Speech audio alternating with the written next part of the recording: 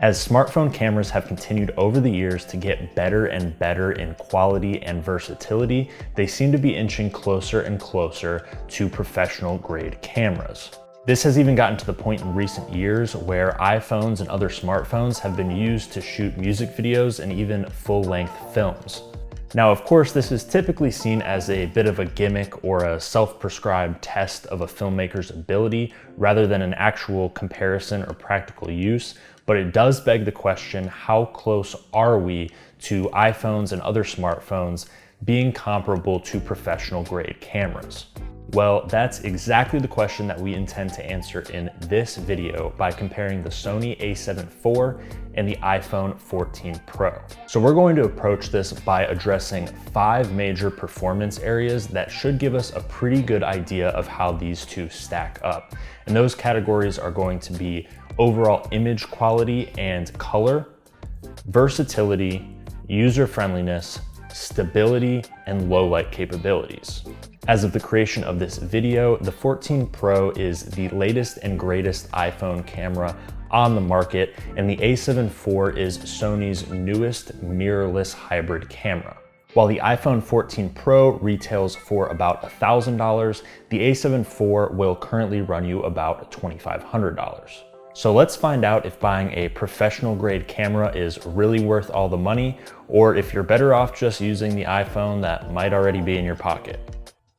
Image quality and color. So let's start off by discussing the overall image quality that these two cameras put out. And at face value, I'd have to say these two look pretty comparable. Both cameras are capable of shooting in 4K and produce a sharp, high quality image. The biggest difference that we're gonna find in this category is when it comes to color. The Sony a7 IV is stocked with top-of-the-line picture profiles, including S-Log3, that just leave room for a ton of flexibility in post. On the other hand, the iPhone 14 Pro simply isn't made to be professionally color corrected and graded. The image looks great coming out of the camera, but isn't really able to be fully modified other than some minor changes and adjustments that you might need to make. So solely based on color correctability, we're gonna have to give this category to the Sony a7 IV. Versatility. Next, we're gonna take a look at the versatility of these two cameras in terms of both specifications and practical uses. When I first looked into the specifications of the iPhone 14 Pro, I was pleasantly surprised with the variety of options and flexibility within its settings. This thing can shoot up to 4K at 24, 25, 30, and 60 frames per second, and includes an action mode, cinematic mode, which is essentially portrait mode for video, and can even shoot in Apple ProRes. Combine that with the slow-mo and time-lapse capabilities that iPhones have had for years, and you've got a pretty solid video camera right there in your pocket for day-to-day use. And within cinematic mode, you're actually able to adjust your f-stop as well, which is a huge plus if you're looking to create professional quality videos. With the Sony a7 IV, you can shoot up to 4K 60 FPS in a ton of different formats. And like we talked about before, this thing is just an overall beast when it comes to being able to correct color and lighting in post.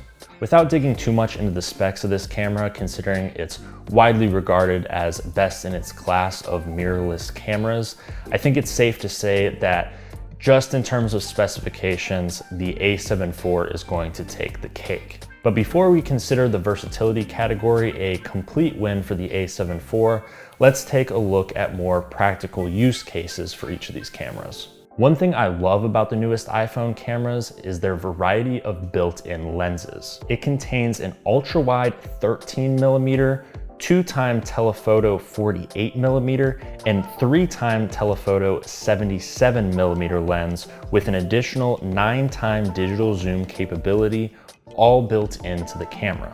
The a7 IV, on the other hand, doesn't even come with a lens.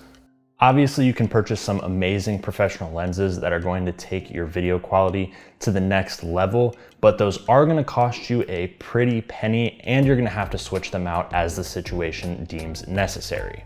Zoom lenses are always an option as well, but unless you're paying top dollar, those are going to come with some drop-offs to iris capabilities. With that in mind, I'm going to have to give this category a split decision. Both cameras are extremely versatile, and the Sony a7 IV is definitely a lot stronger when it comes to actual specifications, but the iPhone 14 Pro is a great run and gun camera in its own right, especially if you're not looking to create a top-of-the-line professional product. User-friendliness. Now let's take a look at the user-friendliness of each of these cameras. An easy to understand interface is always something that I'm looking for when I go to buy a new camera. When I'm out on set or even just shooting for fun, I don't want to be spending half my time digging through settings or reading through the user manual just trying to get the camera to do whatever I want it to do.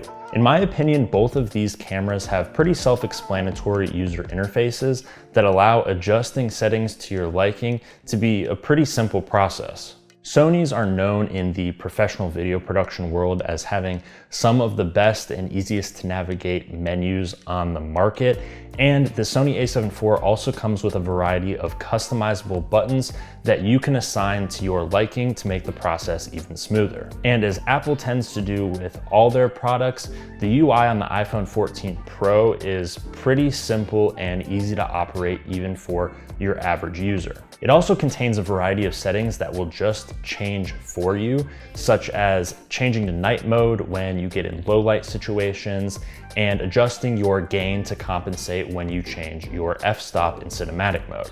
With all that being said, I think the a7 IV is going to take this category. It simply wouldn't be fair to give this category to the iPhone because although the UI is really solid and easy to use, there's just not enough settings and features to be able to change to make this a fair comparison. Stability.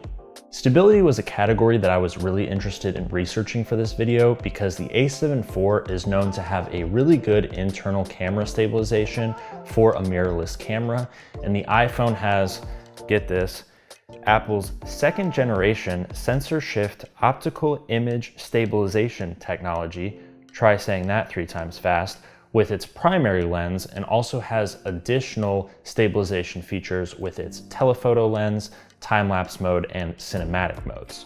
I figured the best way to test this category was just to simply take these two for a walk and do a side-by-side comparison.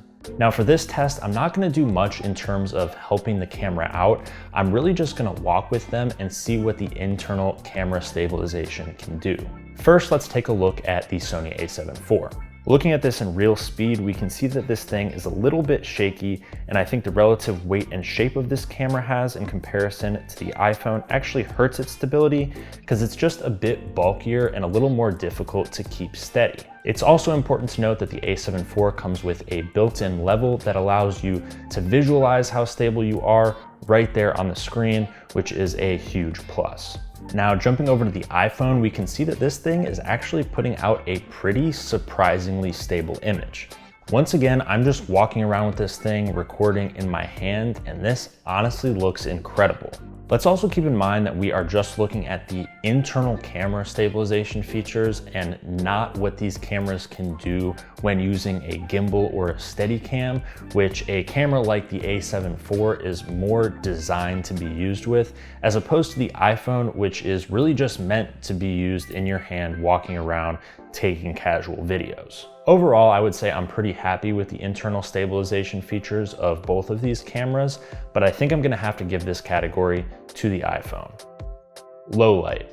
Now onto our final category, low light. Any good camera has to be able to shoot well in low light conditions, so let's take these two out in the dark and see how they stack up. First, we have the a7 IV, which is known as being one of the best low light cameras on the market right now. You can shoot in an incredibly high ISO without much of a fall off in image quality.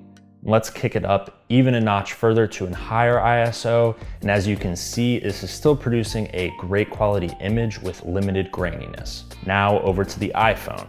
The iPhone 14 Pro includes night mode, which will automatically turn on in low light situations. While this looks pretty solid, especially for a smartphone camera, I don't think it really stacks up to the a7 IV. So with that being said, we're gonna have to give this final category to the Sony. While we're certainly getting closer and closer to a world where you can fit a professional camera in your pocket, I don't quite think we're there yet. But I was really impressed with what the iPhone had to offer here, and I'm really interested to see how this technology progresses over the next few years. Thank you guys for tuning in. I really hope you enjoyed this video. And if you did, make sure you drop us a like and don't forget to subscribe if you haven't already. We'll see you next time.